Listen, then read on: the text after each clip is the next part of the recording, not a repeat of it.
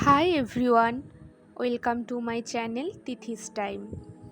আমি এই ভিডিওতে ইউপির গ্রাম্য পরিবেশ আমার পক্ষে যতটা সম্ভব আমি তুলে ধরার চেষ্টা করেছি। আর আমি সারসংক্ষেপে কিছু কথা বলতে চাই এই ভিডিওতে। আমরা হয়তো সবাই জানি যে ইউপি আমাদের দেশের মধ্যে সবচেয়ে বড় রাজ্য, কিন্তু ইউপির গ্রাম্য পরিবেশ এখনও এতটা পিছিয়ে, সেটা আমার ভাবনা চিন্তার বাইরে ছিল। কারণ আমরাও গ্রামেই থাকি, আমার বাড়িও গ্রামেই, কিন্তু এতটা পিছিয়ে সেসব গ্রামগুলো না যতটা ইউপির এই গ্রামগুলো পিছিয়ে।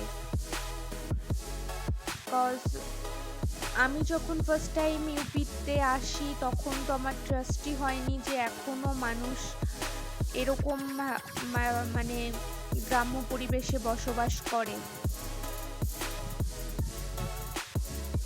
যাই হোক, আমাদের দাদু ঠাম্মারা যেমনভাবে গল্প করতো, তারা যেমনভাবে বসবাস করতো, তারা যেমনভাবে থাকতো, ঠিক ইউপিতে আসার পর আমি এই জিনিসগুলো রিলেট করতে পেরেছিলাম।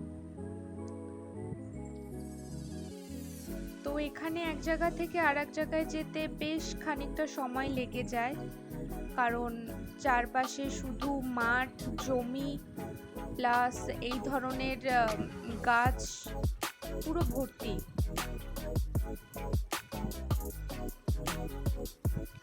সো আর আমাদের একটু ক্যাফেটেরিয়া যেতে গেলে এখান থেকে বেশ খানিকটা দূরে বাস জার্নি করে দেন তারপর যেতে হয়।